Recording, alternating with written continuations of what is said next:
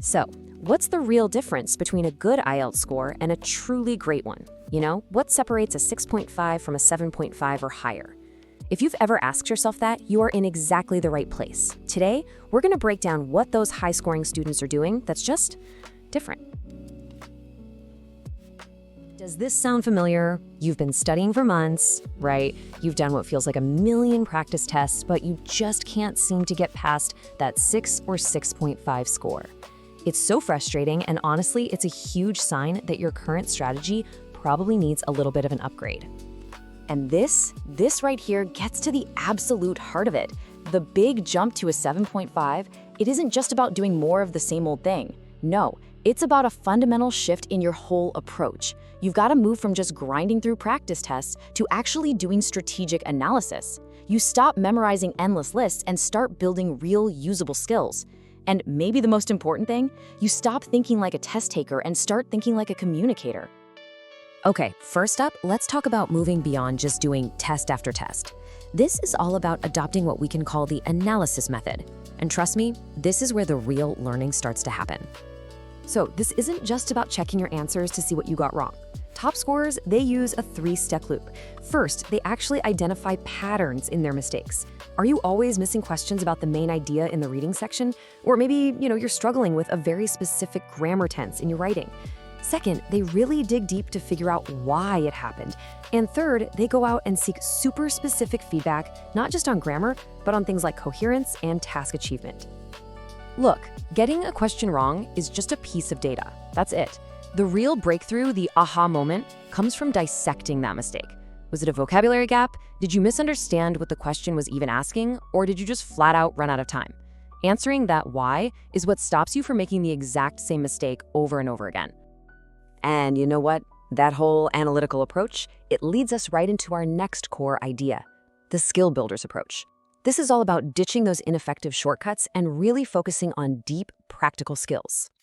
Oh, we've all seen them, these huge, overwhelming lists of Band 9 vocabulary words. But here's the problem. Memorizing words without any context is incredibly inefficient. They're just random, disconnected bits of info that are nearly impossible to remember and use correctly when you're under pressure. So what's the alternative? Well, instead of using lists, high scorers build their vocabulary naturally, in context. And they do it by reading. A lot. News articles, essays, even fiction. And by listening to all kinds of stuff, like podcasts. See, when you learn a word that way, you actually understand its nuance and how to use it, which makes it way more likely you'll actually remember it. And listen, this isn't just about vocabulary. True skill building means mastering things like advanced paraphrasing, being able to explain a complex idea in your own words. It means developing really sharp summarizing skills for your reading and listening. And so critically, it means mastering time management, not just for the whole test, but for each specific section. That's a huge one. Now, this brings us to what might just be the single most important shift you can possibly make. It's a change in your entire perspective on what the IELTS test is even for. It's what we call the communicator mindset. Just think about this for a second. The IELTS isn't designed to trick you. It's really not. It's designed to see how well you can use English to communicate, to understand ideas, to explain what you think, to summarize information. The moment you start seeing it as a communication challenge, everything changes. Your goal shifts from just trying to answer questions to genuinely trying to convey meaning. So how do you actually build this mindset? Well, you have to take your learning outside of the textbook.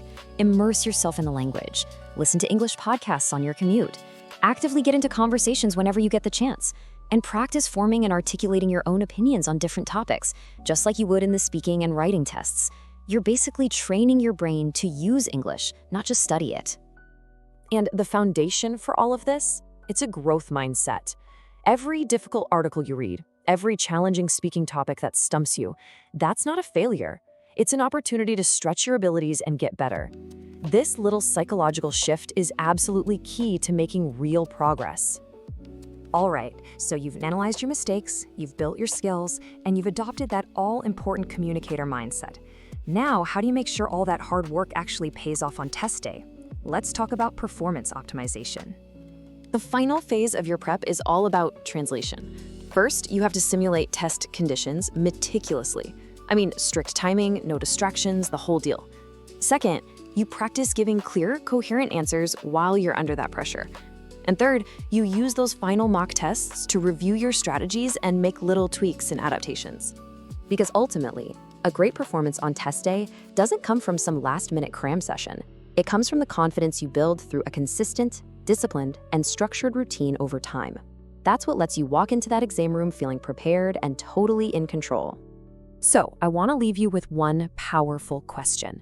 As you look at your study plan, your daily habits, just ask yourself this: are you just studying English, or are you training to be a confident and effective communicator? The answer to that question right there is the key to unlocking that 7.5 score.